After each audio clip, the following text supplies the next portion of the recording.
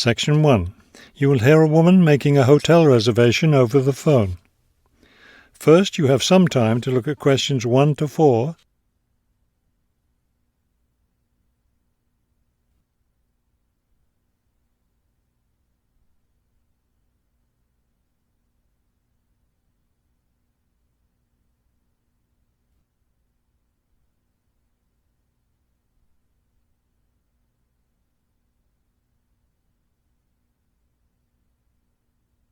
You will see that there is an example that has been done for you.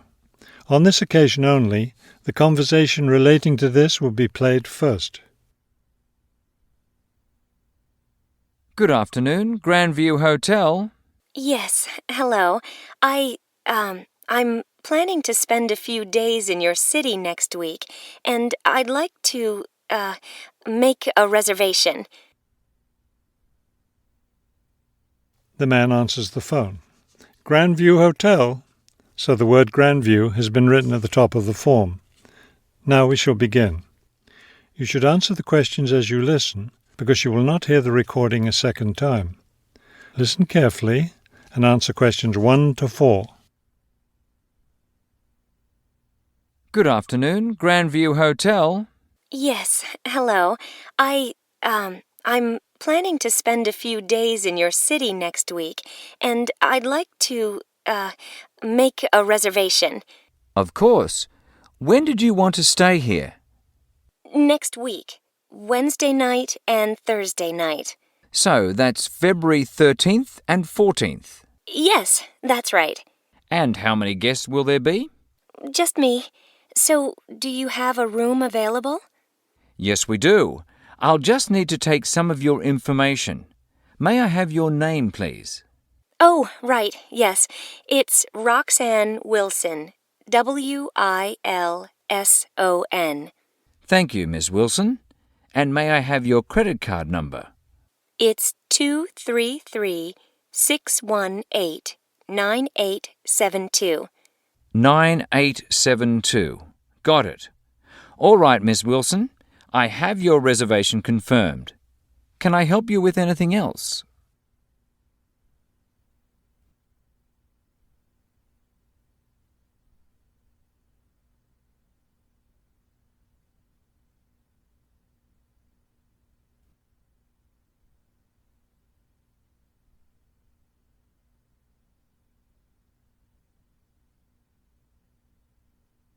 Now listen and answer questions 5 to 10. Well, yes, I was wondering, since I'll have a couple of free hours Friday morning before I leave, is there anything interesting to see close to the hotel? Do you like museums? The art museum's very close by. I love museums, but not art. Can't stand it. I've heard your city has a very interesting science museum, though. Yes, but unfortunately it's closed in the winter. Are you interested in shopping? Sure, I love shopping. Are there any good stores nearby? Yes, we have a large shopping mall just 2 bus stops away. You take the bus to Monument Square, and it's just half a block from there. Just look for the post office, and you'll see the mall entrance next to it. Fabulous. What about lunch? I hear your city has good restaurants. Yes, there's a nice restaurant very near. It's just across the street from the park. Sounds good. I can have lunch, then walk in the park afterwards. I have one more question. What's the best way to get to the hotel from the airport? Subway is the fastest, of course. There are buses, but they're quite slow. I'll be arriving quite late, after 10 p.m. I thought I might have to take a taxi. The subway runs until midnight. Oh, good. Then I'll do that. Will there be someone at the hotel front desk that late? Oh, yes. The front desk stays open until 2.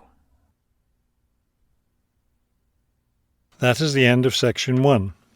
You now have half a minute to check your answers.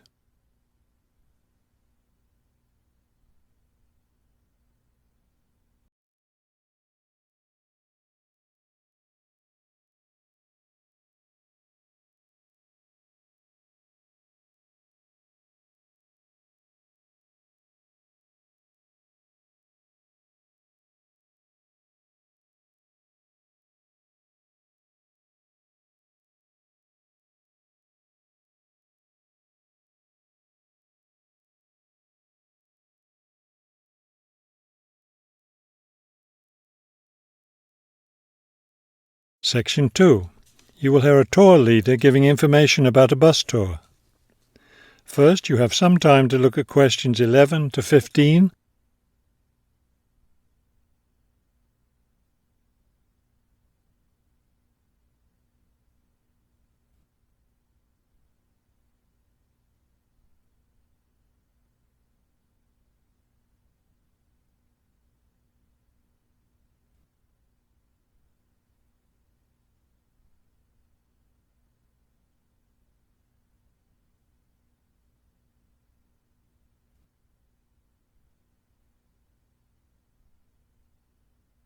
As you listen to the first part of the talk, answer questions 11 to 15. Thank you for choosing City Tours. The reason so many people choose our tours when visiting this city is because you can design your tour to suit your own interests. Your all-day pass entitles you to board our bus at any stop and stay as long as you like at each place. The all-day bus pass costs $18 for adults. Children between the ages of 5 and 12 pay half the adult fare, and children under 5 ride for free. Our buses run every hour on the half hour, starting at 8:30 a.m. Our most popular tour is the Centre City Tour, which goes to all the major attractions in the centre of the city. From the starting point here at the tour bus office, the bus goes to the first stop, Hill Park. As you may guess, this park is located at the top of a small hill.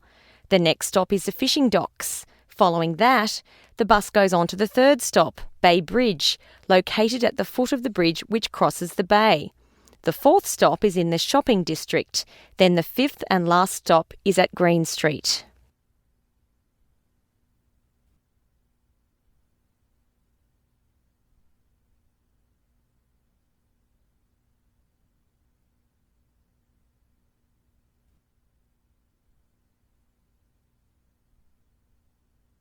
Now listen and answer questions 16 to 20. There are many interesting things to do and see on the Centre City Tour. At the first stop, you can enjoy a spectacular view of the bay, the city, and especially of the fishing docks, which are located at the foot of the hill. At the second stop, you can walk around and look at the boats. Fresh fish from the bay is also for sale here, since this is the place where the fishermen bring in their catch. The next stop is where some of the city's finest seafood restaurants are located, so you might want to plan a lunch stop here.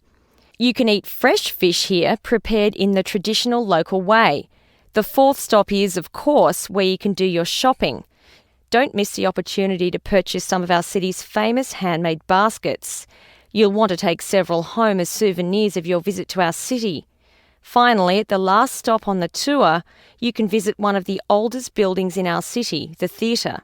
This building was built over 400 years ago and is still used today as a place to see plays, musicals and other performances, as well as our annual film festival. That is the end of section 2. You now have half a minute to check your answers.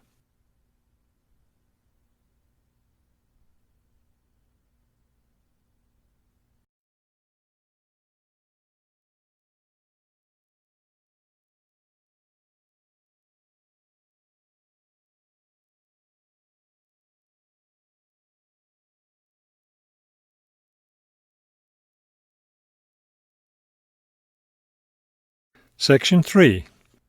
You will hear a conversation between two students planning a research project. First, you have some time to look at questions 21 to 23.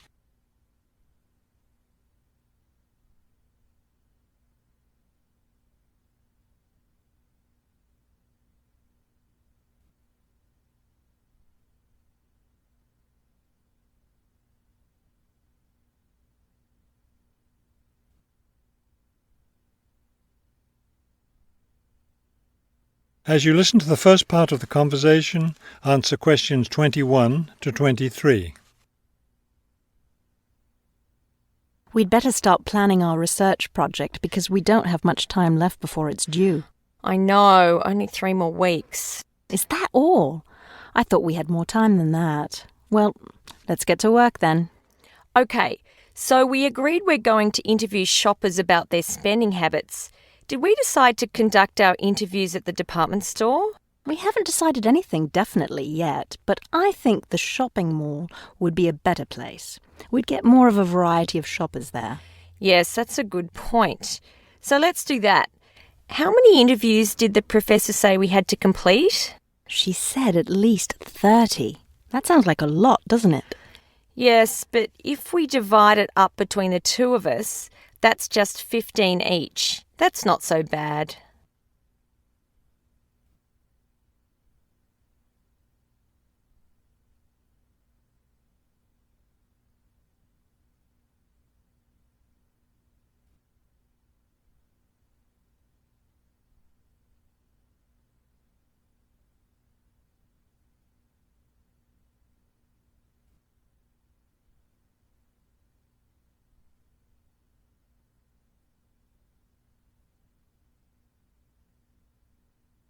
Now listen and answer questions 24 to 30. Okay, so I guess we'd better start designing our questionnaire. Well, we have to do some reading first, don't we? Didn't we say we were going to compare our results to the results of a government study? Right, the government study about how the economic crisis has changed people's spending habits. We want to see if we get similar results. Yes, so we'd better read that first and then design our questionnaire. Then I guess we'll be ready to go out and interview shoppers. No, don't you remember? The professor said she had to approve our questionnaire first before we actually conducted the interviews. Oh, right. So we'll get her approval and then conduct the interviews. I think a Saturday would be the best day for the interviews because everyone's out shopping then. Right. We'll do it on a Saturday then. And let's also plan to get together the next day to analyse the results. It's best to do that while everything's fresh in our minds, don't you think? Sure, that sounds like a good idea. Okay, so then we're going to have to present our results to the class. Do you have any ideas for that? It's an important part of our grade, so I think we should plan it well.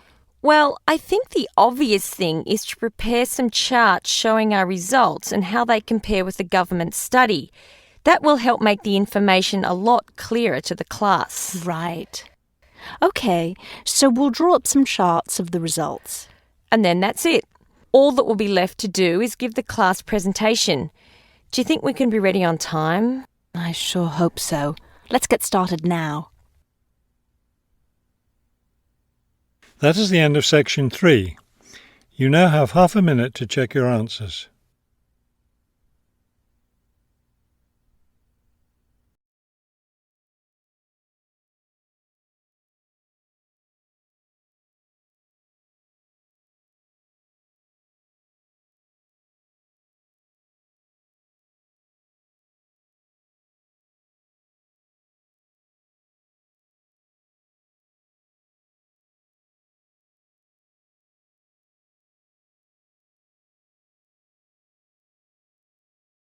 Section 4. You will hear a professor give a lecture on Louisa May Alcott. First, you have some time to look at the questions 31 to 40.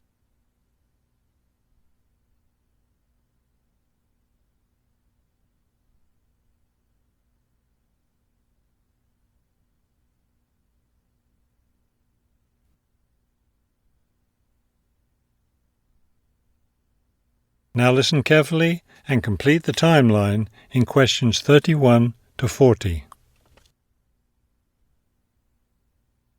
Good afternoon. Today I'd like to continue our discussion of the lives of prominent American writers by talking about Louisa May Alcott, one of the best-known 19th century writers.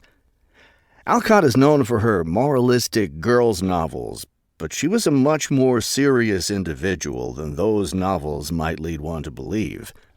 She was born in 1832, the daughter of Bronson Alcott, who was one of the founders of the Transcendentalist movement. Bronson Alcott was a philosopher, but not a provider, and the family lived close to poverty. From an early age, Louisa was determined to find a way to improve her family's economic situation.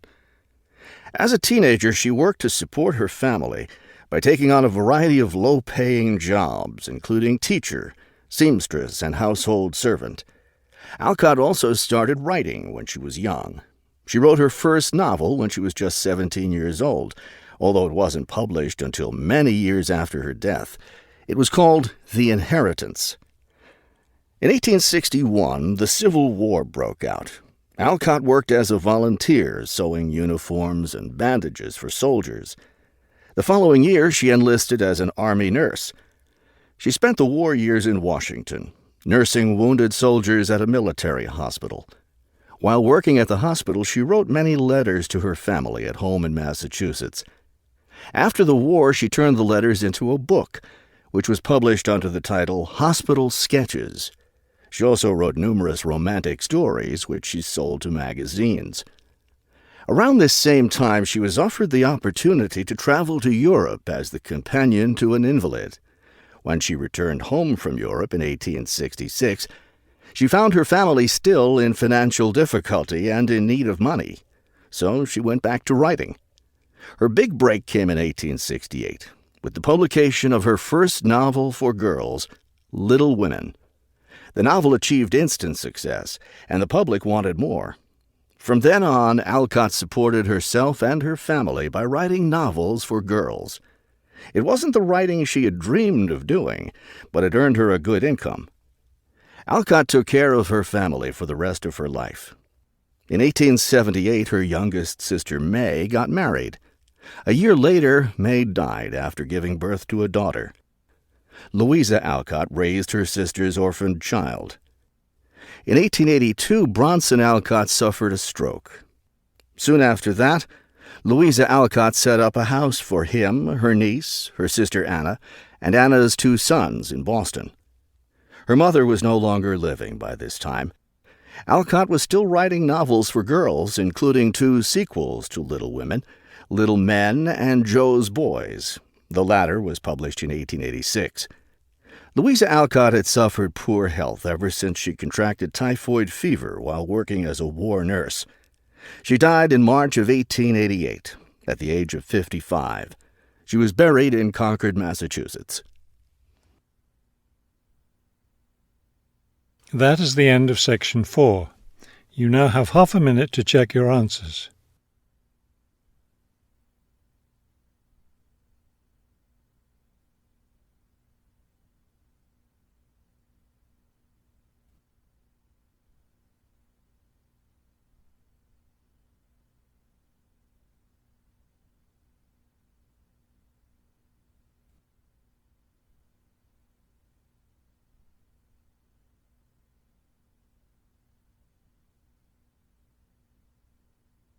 You will now have 10 minutes to transfer your answers to the listening answer sheet.